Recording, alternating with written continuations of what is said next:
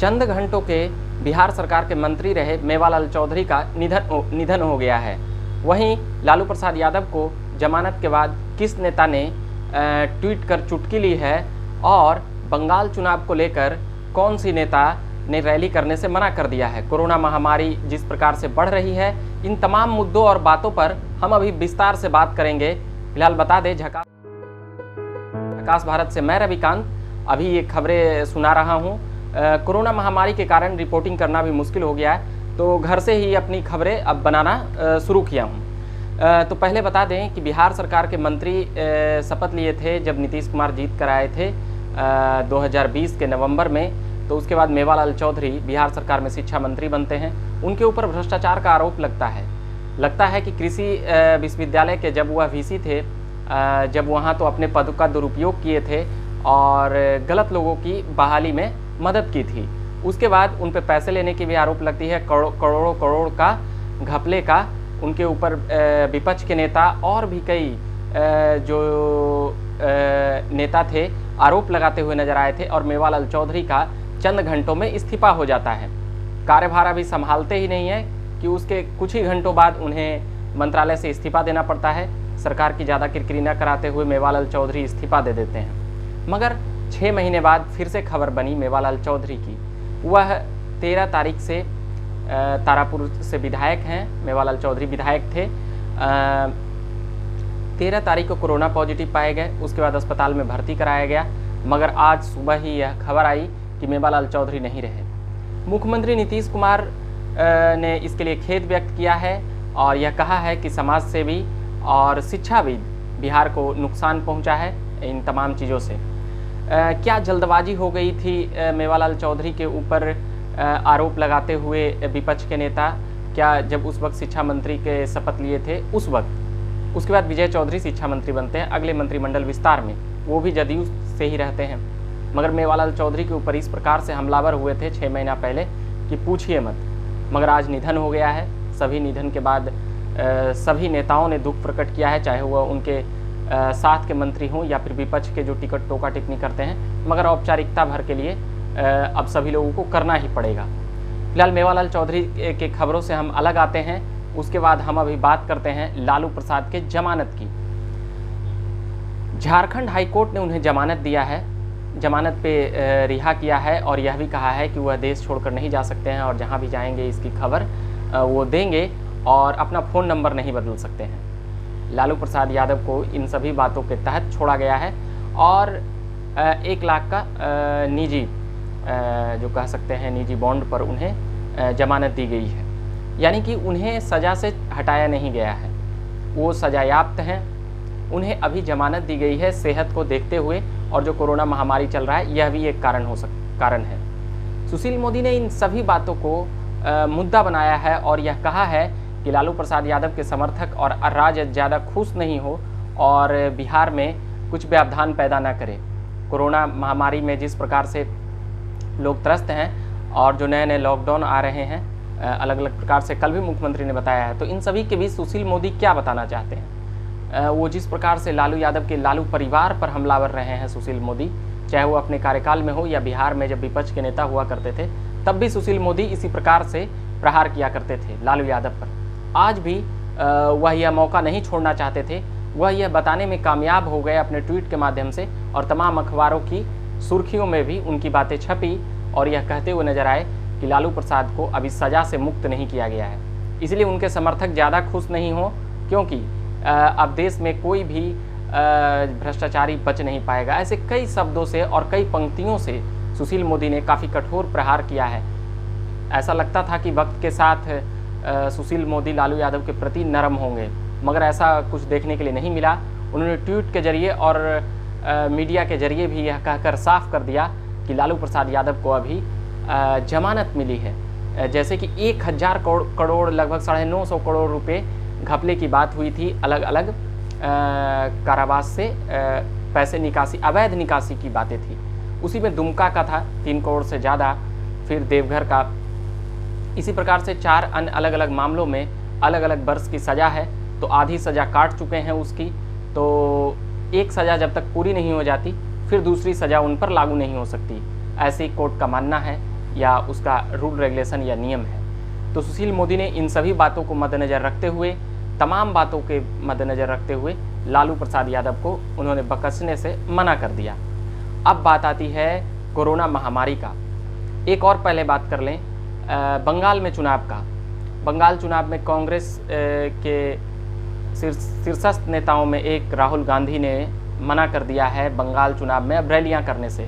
क्यों मना कर दिया है? क्योंकि कोरोना महामारी के कारण भी यह एक कारण है और राहुल गांधी ने ये ट्वीट करके भी बताया है। अब इस पर चुटकी लेते हुए नजर आ रहे हैं बीजेपी के नेता। वह कह रहे हैं कांग्रेस बंगाल चुनाव में कहीं थी भी क्या। ऐसे कई बातों से वह अपने विपक्षियों को, कोई भी नेता घेरने का मौका नहीं छोड़ता है। बीजेपी वैसे ही अपने विपक्षियों को घेरने के लिए जाने जाते हैं, तो वो अपने अंदाज में घेर रहे हैं।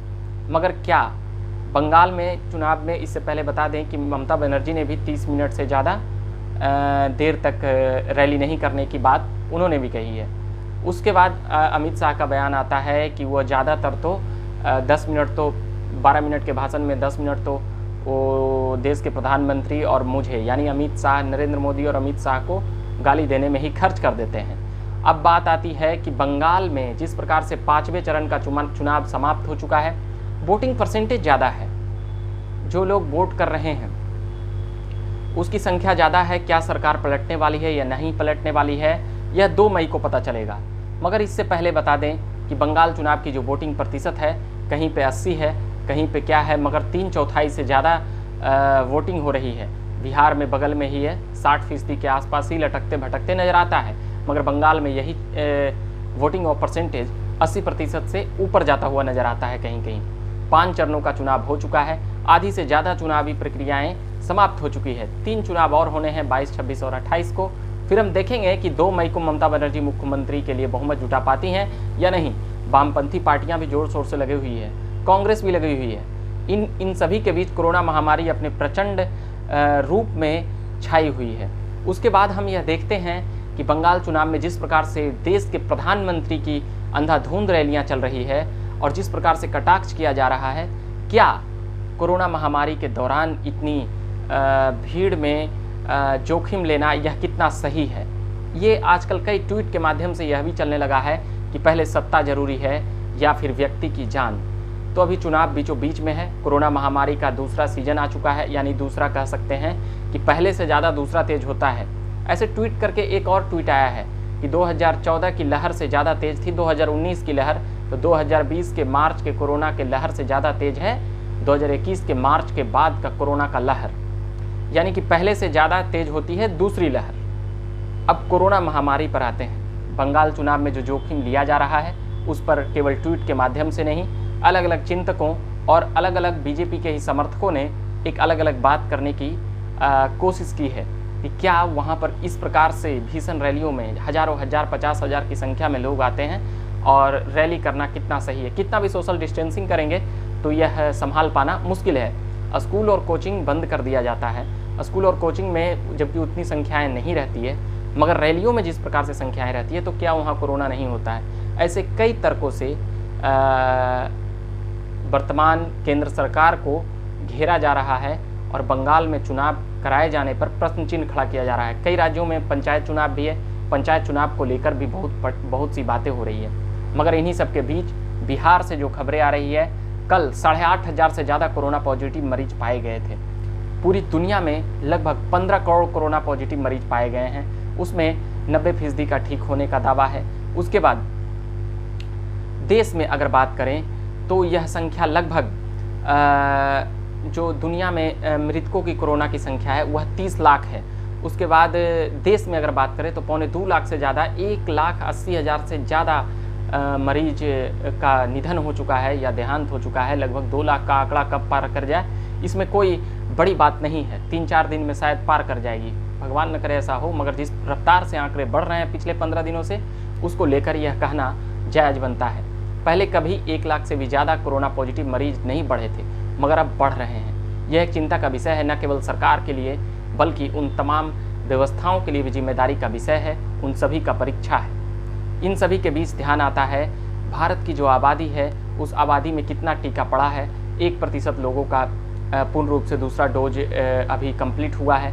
वहीं अगर बात करें पूरा टीका का, तो 1 करोड़ से ज़्यादा टीका की जो बात हो रही है, तो एज वाइज जो बांटा गया है कि ज़्यादा भीड़ न लगे, तो ये रफ्तार काफ़ी धीमी है। जो टीका लगने का जो प्रक्रिया है वह रफ्तार काफ़ी धीमी है।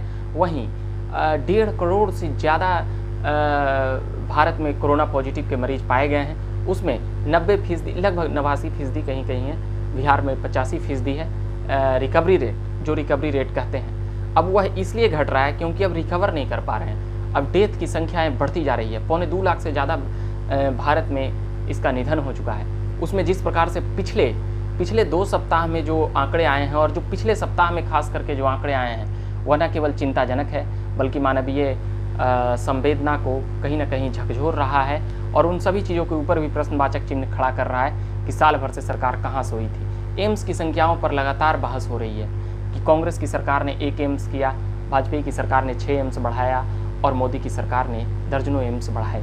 इन सभी बातों पर चर्चाएं चलती रहेगी, मगर कोरोना महामारी आज एक समस्या है। बिहार में लॉकडाउन जिस प्रकार से लगा है, बिहार का लॉकडाउन जो है 15 मई तक है, उसमें स्कूल कॉलेजेज और कोचिंग को बंद करने की बात कही गई है। उसके बाद फिर आते हैं शाम जो 7 बजे तक जो लॉकडाउन की बातें थी उसे 6 बजे तक किया गया है कि दुकान और सभी व्यापार के केंद्र बंद हो जाएं और सरकारी गवर्नमेंट और निजी जो क्षेत्र में कार्य कर रहे ऑफिस हैं वह 5 बजे तक बंद हो जाएं। उसके बाद फिर 9 बजे के बाद लॉकडाउन है, 9 बजे से 5 बजे तक। तो यह भी एक बहस की बात है या बातें उठती है कि 9 बजे से 5 बजे तक कितने लोग निकलते हैं। वैसे भी 10-11 बजे के बाद संख्याएं कम जाती है, काफ़ी घट जाती है। तो लॉकडाउन की उस वक्त क्या बातें हैं, मगर फिलहाल सरकार ये लॉकडाउन इसलिए भी लगाती होगी कि कहीं ना कहीं उन सभी चीज़ों को रोका जाए। एक प्रकार से मन में एक शंका पैदा किया जाए कि अभी लोगों में डर है, इसलिए भी रात्रि का लॉकडाउन लगाने की बात हो रही है। कई लोगों का कहना है कि ये लॉकडाउन पूर्ण लॉकडाउन क्यों नहीं लग रहा है। तो यह बता दें कि पिछली साल भी पूर्ण लॉकडाउन लगा था, मगर जो अलग अलग समस्याएं आई थी, क्योंकि हर काम वर्क फ्रॉम होम नहीं हो सकता है, उसके लिए हम देखते हैं कि कई जो बहुत बड़ी आबादी है देश में वह काम करती है प्रत्येक दिन के सैलरी पे, यानी कि पर डे काम करते हैं, तो उनकी घर में चूल्हे जलते हैं और वह काम होता है। मगर फ़िलहाल मॉल, फिल्म जो सिनेमा हॉल है वो सभी बंद कर दिए गए हैं। आप रेस्टोरेंट में नहीं खा सकते हैं, मगर घर मंगाकर होम डिलीवरी करके आप खा सकते हैं। ये सुविधाएं बेहतर है, मगर फिलहाल कोरोना महामारी से निपटने के लिए सरकार की तमाम कोशिशें तब नाकामयाब हो जाती है जब ऑक्सीजनों की संख्याएं घट जाती है। मगर फिलहाल ऑक्सीजनों की संख्याएं पर काबू पा लिया गया है। मगर क्या सरकारी अस्पतालों में उन सभी लोगों का सही से इलाज हो रहा है?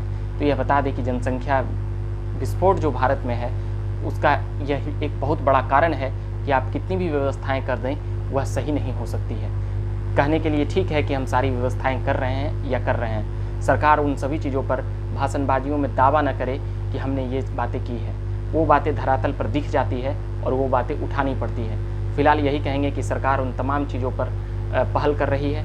कई लोग अपने निजी तौर पर भी सहायता पहुंचाने के लिए अलग अलग ढंग से ब्लड को या प्लाज्मा डोनेट करके या फिर अलग अलग खाने पहुंचा करके कई एनजीओ और संगठन लगे हुए हैं, वह धन्यवाद के पात्र हैं। कह सकते हैं कि इतनी नकारात्मकता के बीच में कुछ सकारात्मक कार्य भी होते हैं, उनकी सराहना बनती है। जो एनजीओ, संगठन और जो पॉलिटिकल पार्टी कर रहे हैं उन सभी को बधाई, शुभकामनाएं कि वो ऐसे ही लगे रहें। हम फिलहाल अभी इतना ही कहेंगे। झकास भारत से मैं रविकांत। आपने तमाम इन खबरों को सुना। चैनल को सब्सक्राइब नहीं किए हो तो सब्सक्राइब कीजिएगा। धन्यवाद।